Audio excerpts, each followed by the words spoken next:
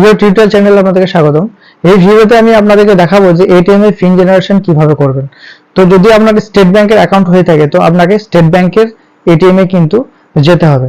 তার জন্য কি কি প্রয়োজন না, আপনার অ্যাকাউন্ট বইটা লাগছে এবং যে মোবাইল নাম্বারটা আপনার অ্যাকাউন্ট বইয়ে লিঙ্ক রয়েছে সেই মোবাইলটা কিন্তু আপনাকে লাগবে। তার কারণ যখন আপনি এটিএমটা ঢোকাবেন মেশিনের মধ্যে তখন একটা ওটিপি আসবে, সেই ওটিপিটাই কিন্তু আপনার পিন জেনারেট বা পিন চেঞ্জের একমাত্র অপশন থাকবে। চলুন এই ভিডিওর মাধ্যমে আমি কিভাবে আপনি এটিএম এর পিনটা আপনি তৈরি করবেন সেটা আমি দেখিয়েছি, কিন্তু যখন অ্যাকাউন্ট নাম্বার এবং ফোন নাম্বারটা দেবেন তখন কিন্তু একটু আপনাদেরকে তাড়াতাড়ি দিতে হবে, তা না হলে কিন্তু টাইম আউট হয়ে যাবে। তো চলুন ভিডিওটা দেখা যাক। আমরা প্রথমেই এটিএমটাকে মেশিনের মধ্যে ঢুকাবো। চলুন আমি ঢুকিয়ে ফেলছি। ঢোকানোর পরে একটু অপেক্ষা করব কার্ডটা রেডি হওয়ার জন্য। তো রেডি হলে আমাকে দুটোই অপশান দেবে, বাংলা আর ইংরেজি। আমি ইংরেজিটা সিলেক্ট করব। এখানে দেখছেন ব্যাংকিং পিন জেনারেশন সব চেঞ্জ রয়েছে, তো আমি পিন জেনারেশন চেঞ্জ যেটা রয়েছে এটাতে আমি ক্লিক করব। তো পিন জেনারেশনে আমি এখন ক্লিক করছি। তো এখানে অ্যাকাউন্ট নাম্বারটা এন্ট্রি করতে বলছে, তো আমি এখানে অ্যাকাউন্ট নাম্বারটা এন্ট্রি করে দেবো, কিন্তু একটু তাড়াতাড়ি করব। অ্যাকাউন্ট নাম্বারটা তাড়াতাড়ি না করলে কিন্তু টাইম আউট হয়ে যেতে পারে। এখন আমি এন্ট্রি করার পরে if correct, press if correct এখানে ক্লিক করব।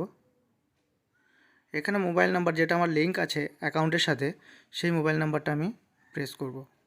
তো প্রেস ইফ কারেক্ট এখানে আবার ওকে করব, তাহলেই কিন্তু আমাদের একটা ওটিপি মোবাইলে চলে যাবে।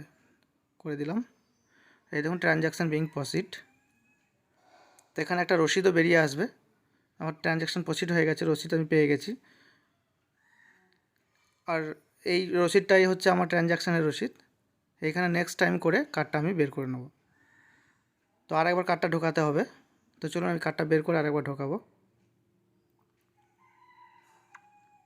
এটা হচ্ছে আমার ট্রানজ্যাকশানের রসিদ।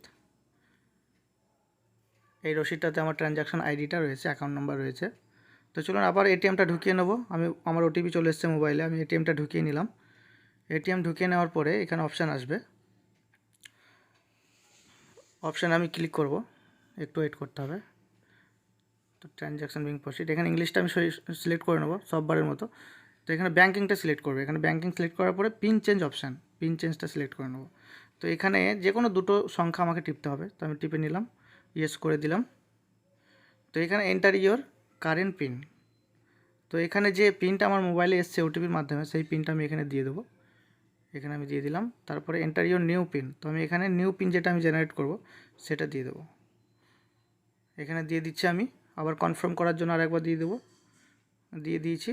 ব্যাস, এবার এখানে দেখুন ট্রানজ্যাকশান বিং প্রসিড, এখানে কি লেখা দিচ্ছে দেখা যাক, ট্রানজ্যাকশান কমপ্লিট। তো আমার ট্রানজ্যাকশানটা কমপ্লিট হয়ে গেছে। আমি নেক্সট টাইম করে কার্ডটা আমি এবার রিমুভ করে নেব।